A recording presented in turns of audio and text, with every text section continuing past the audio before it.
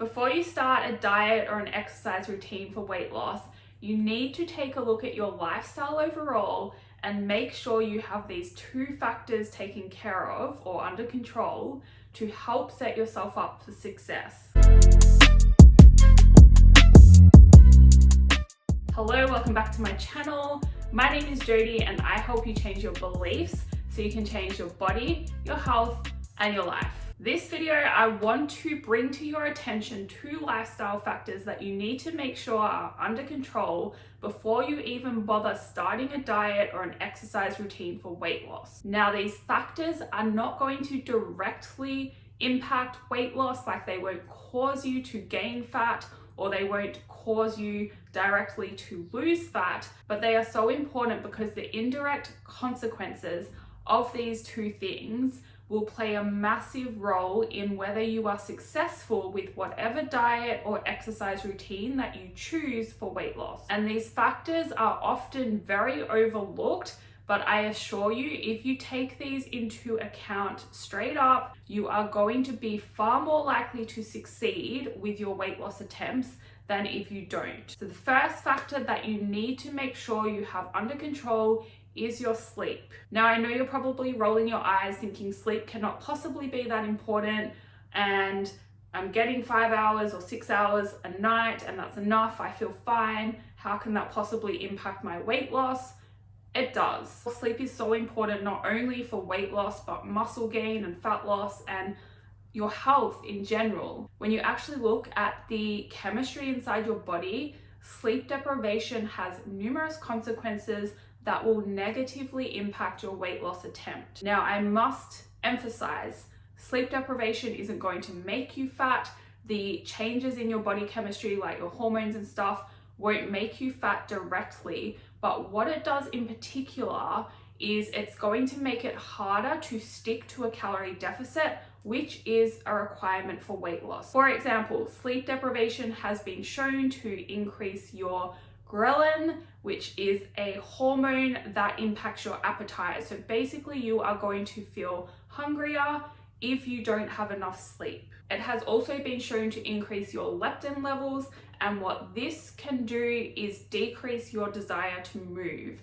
Now, your general movement throughout the day, exercise pushed aside, just how often you get up and you move about and you fidget, that contributes a lot to your daily energy expenditure. So by moving less, you're going to decrease your energy expenditure. So that is going to put you into less of an energy deficit and either result in slower weight loss or lack of weight loss. You want to be moving as much as possible throughout the day and fidgeting around to increase your energy expenditure for weight loss. Now, another impact sleep deprivation has is on your brain, and I'm sure you've probably experienced this if you go out all night, get back the next day, and you're feeling really tired. Your ability to make decisions is impaired, and this affects your ability to make wise choices around your food selection.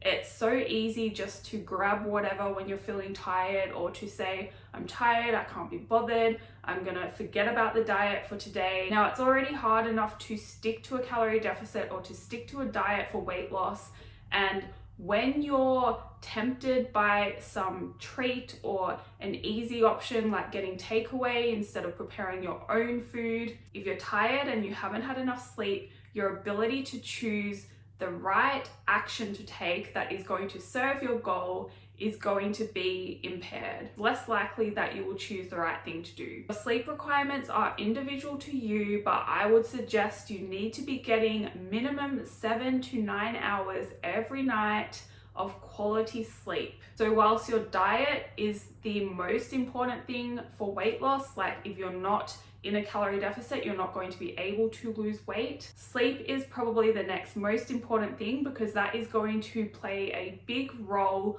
or determine really how well you actually stick to that calorie deficit. Now, the next lifestyle factor that is super important to have under control before you start a weight loss diet is your stress. You need to make sure you are managing your stress in your life appropriately, or even reducing it altogether before you bother starting a diet. What you have to understand about stress is that eating in a calorie deficit for weight loss, which is essential, That is a stress on your body in itself, and your body can only handle so much stress at once. So if you have a number of things going on in your life that are making you feel stressed, it is very important to deal with those first before you go adding in another stressor like dieting. Now, I'm not going to go into all the impacts of stress in this video because it would take another like 20 minutes.